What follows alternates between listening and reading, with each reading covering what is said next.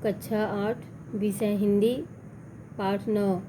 आज हम पढ़ेंगे कबीर की साखियाँ। साखियाँ का मतलब छोटी छोटी सीख, यानी कबीरदास जी ने जो साखियाँ लिखी हैं उसके बारे में हम कुछ पढ़ेंगे और उससे कुछ ज्ञान की बातें प्राप्त करते हैं। जाति न पूछो साधु की, पूछ लीजिए ज्ञान, मोल करो तलवार का, पड़ा रहन दो म्यान। पूछना मतलब सवाल करना, साध मतलब साधु संत, मोल करो यानी दाम तय करना, तलवार म्यान जिसमें तलवार रखी जाती है। प्रसंग प्रस्तुत साखी हमारी पाठ्य पुस्तक बसंत भाग 3 में संकलित कबीर की साखियाँ से ली गई हैं।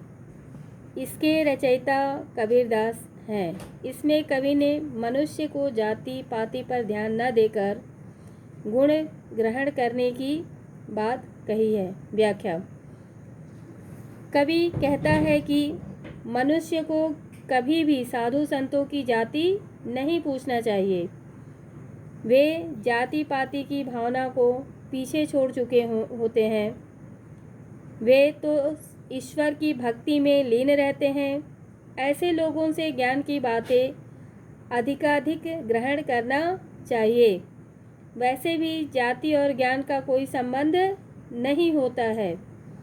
मनुष्य के लिए जाति नहीं ज्ञान महत्वपूर्ण है। जैसे हम तलवार का मोल भाव करते हैं, म्यान का नहीं, क्योंकि असली काम तो तलवार से लेना है, म्यान से नहीं।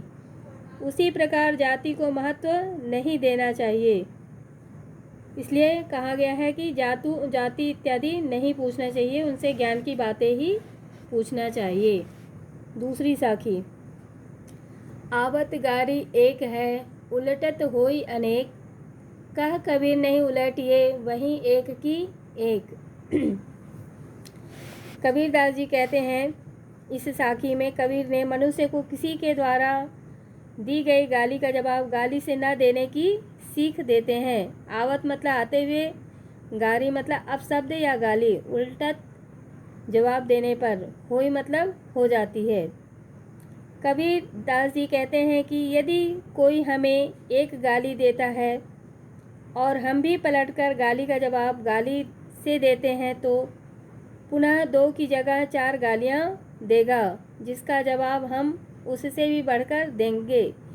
इससे शुरू की एक गाली बढ़कर अनेक बन जाती है। कवि मनुष्य को सीख देता है कि मनुष्य को गाली का जवाब नहीं देना चाहिए। इससे वह एक की एक ही रह जाता है।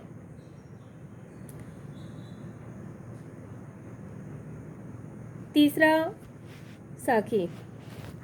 माला फेरत, माला तो कर में फिरे, जीभी फिरे मुख माही, मनुआ तो चहु दिसी फिरे, यह तो सुमरन नहीं। यह तीसरी साखी है। माला फेरना, कर मतलब हाथ, फिरे मतलब घूमना चक्कर लगाना, माही मतलब अंदर में, मनवा मतलब मन हृदय, दहु मतलब दसों, दिशी मतलब दिशाओं, सुमिरन मतलब स्मरण प्रभु की सच्ची भक्ति। इस साखी में कवि ने लोगों द्वारा आडंबर एवं दिखाने की भक्ति किए जाने पर करारा व्यंग किया गया है। व्याख्या। कवि कहते हैं कि मनुष्य प्रभु भक्ति करने का दिखावा करता है। वह अपने हाथ में माला की मनका घुमाता हुआ भक्ति का ढोंग करता है, क्योंकि ऐसा करते हुए वह अपने मन पर नियंत्रण नहीं रख पाता है। उसका मन 10 दिशाओं में भ्रमण करता रहता है। कवि इस आडंबर पूर्ण एवं दिखावे की भक्ति को प्रभु की सच्ची भक्ति नहीं मानता है। अब हम पढ़ेंगे चौथी कबीर की साखी। कबीर घास न निंदिए जो पाँव तली हुई, उड़ी पड़े जब आँखी में खरी दुलेही हुई। घास मतलब तिनका, निकृष्ट वस्तु, निंदिए मतलब निंदा या बुराई करना, पाँव मतलब पैर, तली मतलब नीचे, उड़ी मतलब उड़कर, मैं मतलब में, खरी मतलब बहुत अधिक, दुल्हे मतलब पीड़ा या कष्ट। इस साखी में कवि ने तिनके के माध्यम से कमज़ोर मनुष्य का भी अपमान न करने की सीख दी है। कवि मनुष्य को सावधान करते हुए कहता है कि मनुष्य को राह में या पैरों के नीचे पड़े घास के तिनके का भी अपमान नहीं करना चाहिए, क्योंकि यही तिनका हवा के साथ उड़कर आँख में पड़ जाता है तो बहुत पीड़ा पहुँचाता है और तब हमें तिनके के अस्तित्व का पता चलता है। भाव यह है कि मनुष्य को किसी का भी अपमान नहीं करना चाहिए। चौथी साखी में यह हमको सीख मिलती है। अब साखी क्रम संख्या 5। जग में बैरी कोई नहीं, जो मन शीतल होए, या आपा को डारी दे, दया करे सब कोई।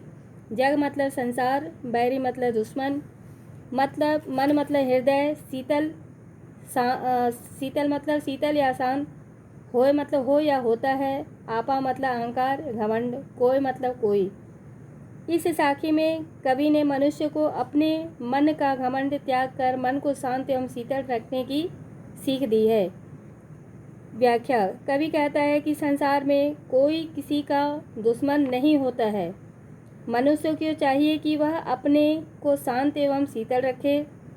मन का घमंड त्यागने से उसका मन शांत और शीतल तो होता है, साथ ही उसका स्वभाव भी निश्चल तथा हृदय पवित्रता से भर जाता है।